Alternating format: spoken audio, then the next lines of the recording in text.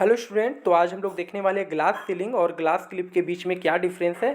और ये हमारे बहुत इंपॉर्टेंट है यूजीसी नेट के एग्ज़ाम में। ये बहुत ही इंपॉर्टेंट क्वेश्चन है और यहाँ से एक क्वेश्चन हर बार आता ही आता है।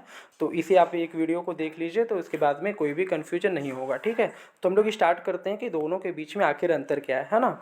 ऑर्गेनाइजेशन में एक बाइसेस होता है, दो तरीके का होता है। ठीक है, पहला होता है कि प्रमोशन और लीडरशिप के लेवल पर, दूसरा होता है क्राइसिस या फेल्योर के टाइम पे होता है। ठीक है, और ये बहुत ही ज़्यादा इंपॉर्टेंट है। वही दो चीज़ हम लोग देखने चाहते हैं, पहला होता है ग्लास सीलिंग और एक है हमारा ग्लास क्लिप। ठीक है, और यहाँ से क्वेश्चन बनता ही बनता है।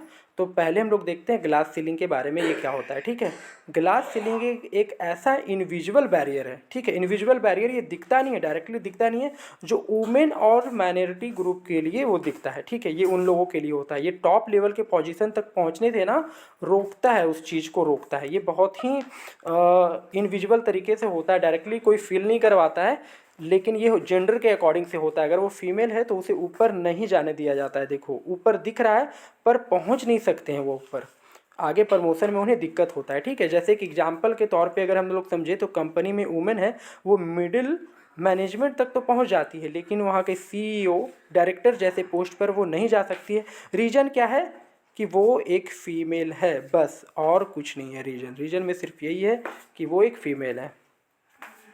ठीक है, और क्यों है, क्योंकि एक स्टेरियोटाइप का ऐसा थॉट है, ओल्ड माइंडसेट है। पहले से लोग सोचे एक फीमेल है तो एक बड़े पोजीशन वाला पोस्ट, एक बहुत रिस्पॉन्सिबिलिटी वाला पोस्ट को वो अच्छे से नहीं निभा सकती है, इसलिए वहाँ पे एक बड़े पोस्ट में जाने से उसे रोका जाता है। यही है हमारा ग्लास सीलिंग इफेक्ट, भी इसे कहते हैं ग्लास सीलिंग इफेक्ट या फिर ग्लास सीलिंग कहते हैं इसे।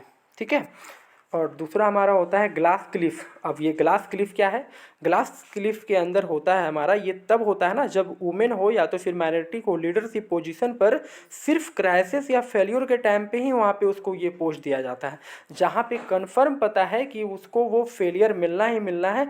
इसलिए ऐसा सिचुएशन में, रिस्की सिचुएशन पे, रिस्की समय पर उसको इस पोस्ट में दे दिया जाता है, ताकि अगर वो अच्छे से निकल गया तो फिर निकल गया, और नहीं निकला तो फिर वो ब्लेम दे दिए फीमेल पर दे दिए, क्योंकि एक लड़की है वो तो संभाल सकती नहीं है, और नहीं संभाली तो वो तो कंफर्म पता है कि ये फेल होना ही वाला है, तो वो सारा ब्लेम उस फीमेल को दे दिया जाए। इसलिए कब होता है ये ग्लास सीलिंग का एक एग्जांपल देखिए, ये ऐसा कंडीशन कब इन्हें दिया जाता है उस पोस्ट पे, जब कंपनी लॉस में होता है, काफ़ी ज़्यादा प्रॉब्लम में चल रहा है, तो उस टाइम पे एक वुमेन को सीईओ बना दिया जाता है या फिर अपर पोस्ट में डाल दिया जाता है, ताकि इसलिए अगर कंपनी फेल होता है तो वहाँ पे ब्लेम उसी को दिया जाएगा। स्टीरियोटाइप, और एक जो स्टीरियोटाइप जो बना हुआ है वो और भी ज़्यादा स्ट्रांग हो जाएगा कि हाँ एक फ़ीमेल है जो अच्छे से नहीं कर सकती।